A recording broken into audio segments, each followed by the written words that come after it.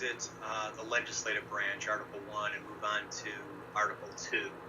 Article 2 consists of the presidency and the bureaucracy. And we begin by looking at the presidency. In keeping with that note, I stumbled onto an article. I'm not sure if it was in the New York Times or the Washington Post, and it was an article dealing with health statistics.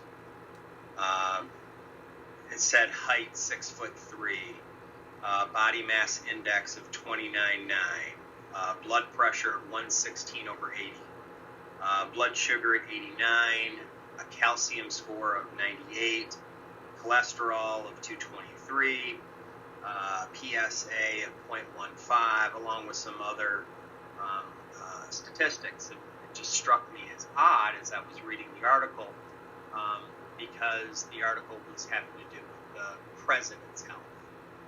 And that seemed odd because in the time before I read this article until after I read this article, I hadn't seen similar type presentations of my senators or my House members. It was only on the president. And that seemed odd since the presidency is Article 2, not Article 1. Article 2, by definition, is the afterthought job. Article 2 was created because we didn't want to have centralized executive authority like we had under the king. They so feared that when they created the Articles of Confederation, they didn't even create a national executive. When they finally do create a national executive, it is clearly number 2 in the Constitution. It has far less words and less powers. Yet, in this newspaper, it was focusing on the president's health as opposed to a senator's or a House member's health. And that just struck me as odd. Why would I need to know the health of a president, a position of non-importance, an afterthought? And of course, the reason that I need to know about these statistics on the president, and I see it much less when it becomes in regard to legislators, is that maybe, in fact, the presidency isn't an afterthought job after all. The President of the United States is one of the most powerful people in the world.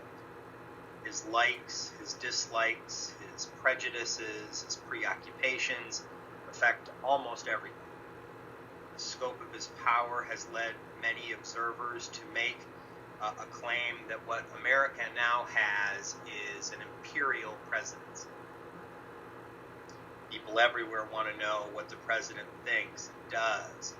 His physical health, his mental alertness, his stamina, all generate intense media coverage.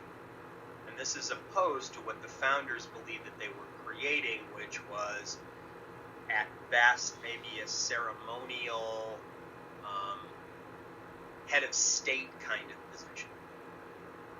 But yet, as time has moved through our 230 plus year history, the presidency has gone from being number 2 in your scorecard to number 1 in your hearts.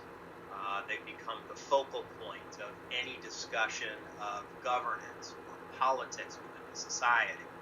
The president has become a symbol for not only us, but for the world. When the world sees our president, they see the United States. They don't necessarily see the Constitution, the Declaration of Independence, and day-to-day activities of legislation. The president has become kind of the overarching symbol of what the United States is and what it stands for, which is not exactly what the founders had in mind. So although that many scholars believe that the presidency has gone from an afterthought position to the most powerful position in the United States, and it has become an all-powerful king-like entity, Recent presidents' history suggests the exact opposite. Most recent presidents in the last 50 plus years have seemed to run into roadblocks. They left office under some sort of cloud. They seem to be at times during their presidency powerless to shape the events around them and to have national interests kind of bow to their whim. If we look at the examples of modern presidents, we can kind of see that play out. John Kennedy's presidency ended with a bullet in his skull. It's impossible to think of yourself as all powerful if you're assassinated. LBJ becomes president, and after a short period of time, decides not to run for re-election. If the office was that powerful, usually human beings don't give up power that readily. His famous phrase was something to the effect, if you nominate me, I won't run. If you elect me, I won't serve. And that seems kind of odd. If someone holds this all-powerful position, they tend not to give it up, and he seemed to be saying, you can have it. Richard Nixon, if in fact he held on to this all-powerful job, how come it ended with him waving before he got onto a helicopter in resignation? Gerald Ford, maybe the luckiest man ever to hold this office. He went from being congressman from Grand Rapids to being vice president to being president in a blink of an eye. But within less than 2 years, he lost to a peanut farmer from Georgia. Speaking of said peanut farmer from Georgia, after one term in office, he's the most unpopular man in America. Then we get Ronald Reagan. Well, at least I have someone who serves out the 2 terms, so maybe I do have an all-powerful kind of position. But I got to tell you, from what I remember of the Reagan presidency, the last 18 months or so was defined by one simple phrase, and that was Iran-Contra. Did, in fact, Ronald Reagan trade arms for hostages against congressional wishes? By the way, if that did happen, Reagan would have committed treason. That doesn't sound like an all-powerful kind of position. George Bush I goes from an approval rating at one point during his presidency of 90% to getting 38% of the vote. Bill Clinton again serves 2 terms and is considered to be very popular at the end of his second term, but in between, he was impeached. George Bush II does serve 2 terms. In fact, he beat his dad. He, at one point during his presidency, he had a 91% approval rating the day after 9/11. When he leaves office after an 8-year stint, his approval rating is about 25%. Barack Obama takes the presidency with upwards of 65 to 70% approval, and that's his high watermark. He never gets much past 50% during his presidency. And the current president, which has never had a 50% approval rating, has been stuck in the high 30s, low 40s for his entire presidency, and we'll see what happens when it comes to re-election. It just seems odd for a position that some people look at as an all-powerful, king-like job. They all seem to run into roadblocks. They all seem to be stuck in the mud, as if they are not all-powerful, as if they are, as many other scholars look at it, they're impotent, they're in peril, they're doomed to fail. Many people argue that the best day of being president is the first day. The day you get inaugurated, the day you get to go to all the balls is the best day. After that, it becomes much more challenging. You lose support. You're not as popular anymore. Our reality with our chief executive is such is that we have to put this into context. We were not the first ones to create a chief executive. Chief executives have long existed, and our founding fathers had experience with this with King George. But we are the first to create a presidency. So Article 2 of the Constitution, which created the first presidency, is kind of a good jumping off point to kind of understand about what this office is and what it can do and what it can't do, and maybe give us some insight into some of those roadblocks. So if, in fact, we want to understand about this office that our founders created, by the way, not just for us, but for the rest of the world, when we look today in the early part of the 21st century, a vast number of countries have adopted a presidency as their chief executive, including places where you wouldn't expect probably presidencies to exist. Russia has a presidency, China has a presidency, and they're sort of modeled after Article 2. So that's a good place to kind of start, since we created the office and look at what they created to kind of understand it. Well, one of the things you kind of notice immediately when you start looking at Article 2 and the creation of the presidency is, once again, the founders believed that you needed to give this institution, this branch of the government, certain powers. Some of these powers are enumerated. They're formal powers. They're listed. Some of these powers include the fact that the president is commander-in-chief. And typically we believe that means someone who's in charge of the military. The president also has the ability to have some control over legislation. We touched when we were talking about the influencers of legislation creation. The president played a huge role in the fact that he could sign legislation, but he could also veto legislation. He could say no. The president also has treaty-making power, according to Article 2. He can make arrangements with foreign countries. Fourth power, formalized power, is the president gets to appoint a lot of people. He appoints people to not only the executive branch, people like ambassadors, heads of departments and agencies and commissions. He also appoints judges, federal judges. Another power is that when Congress has adjourned itself, the president has the power to call them back. He can convene and reconvene Congress.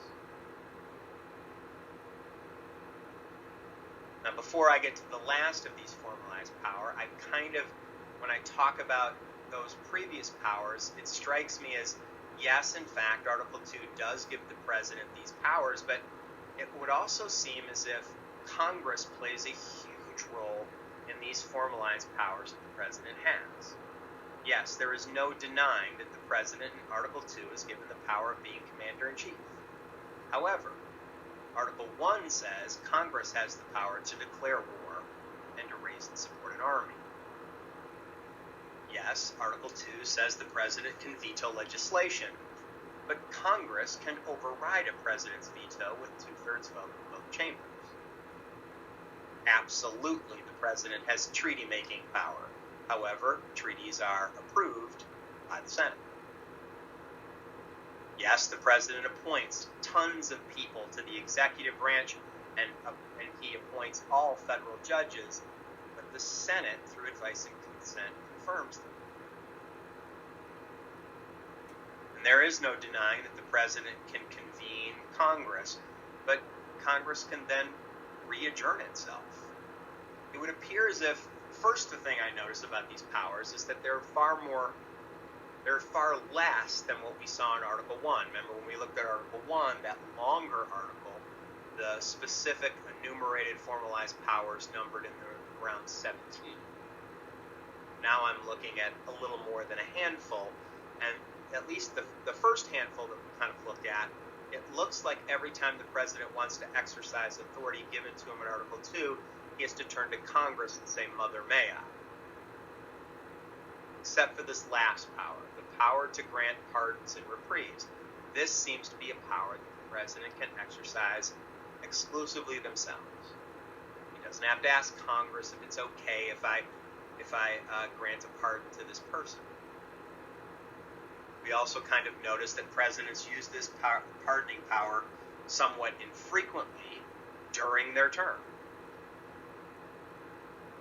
may have something to do with the fact that if I'm going to pardon or grant reprieves, I'm letting people out of jail. I'm letting people out of detainment. I'm saying, I know you did this crime, but it's okay. And that politically is tough to sell sometimes.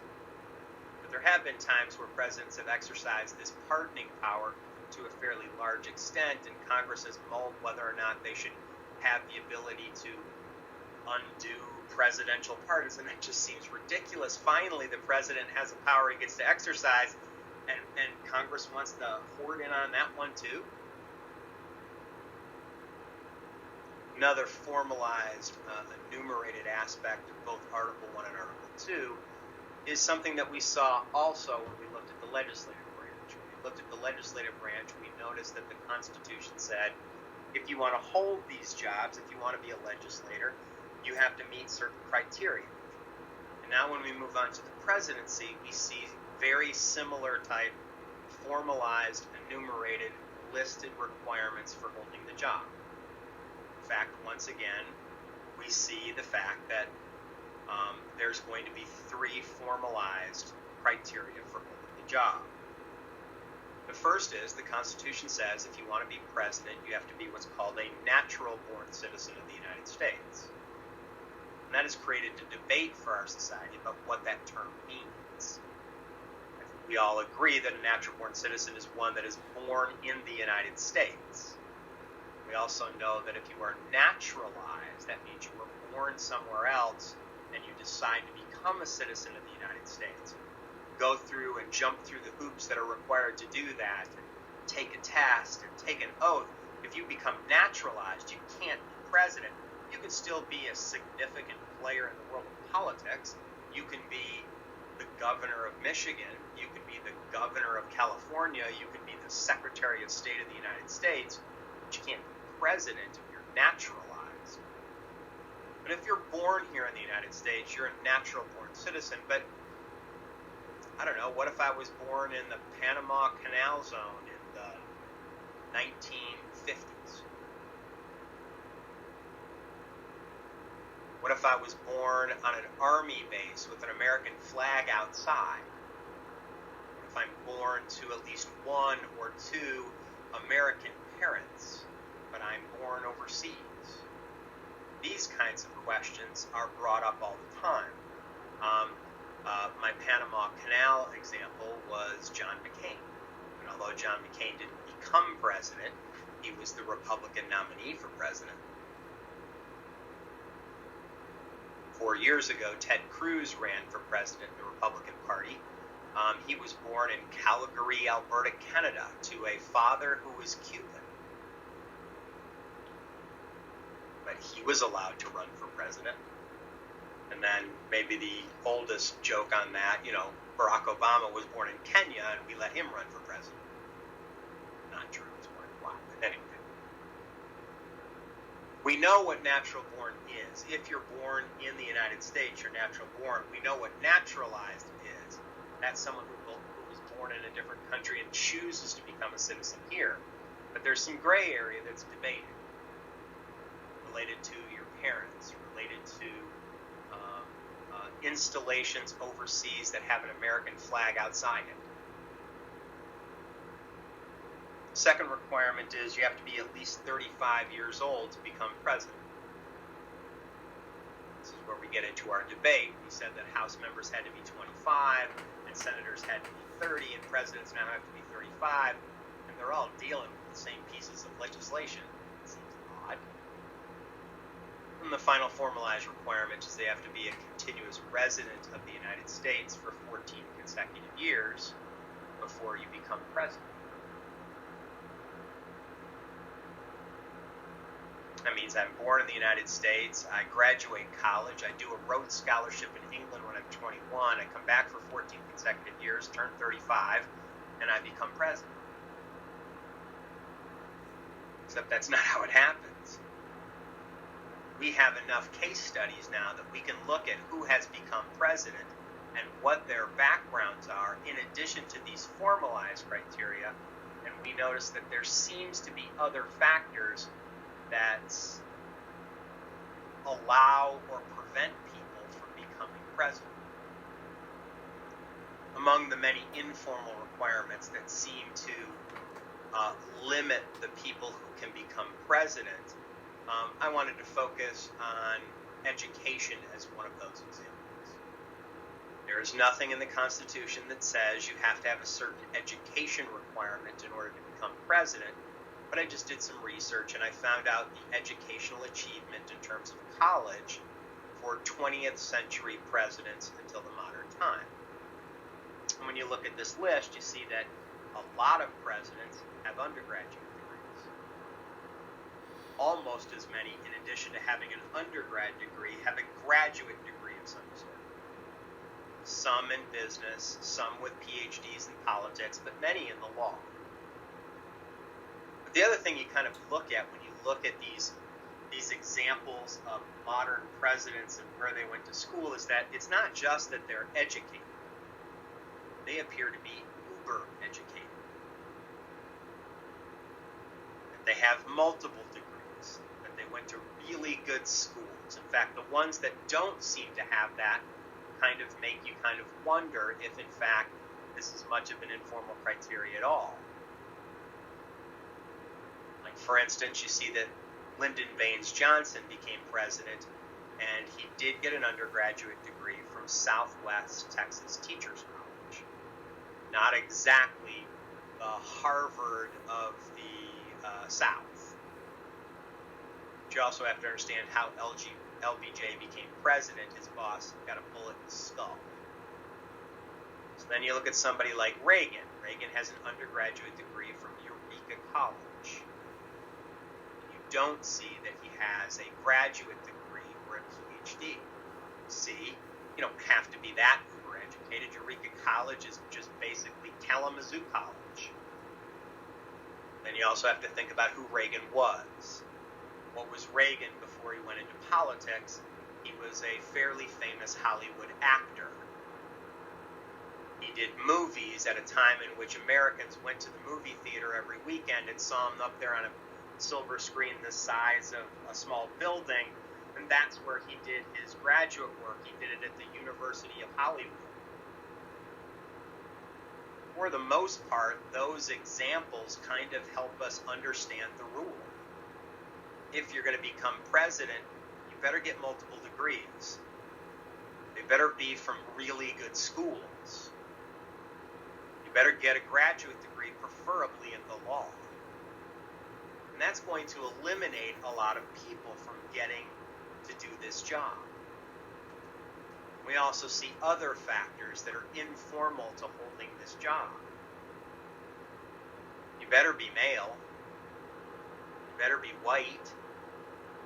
You better be rich. You better be married with kids. You better go to church on Sundays. You better have an undying need to wear red, white, and blue. You better love to have flags around you and a dog named Sparky. And although in each one of those things you can kind of say, yeah, but what about this president? They didn't seem to have that or do that. And those are the exceptions. As a general rule, these seem to be who the presidents are. These informal traits kind of narrow down the 300 million Americans that exist to a more finite, smaller number of people who can grow up to be president.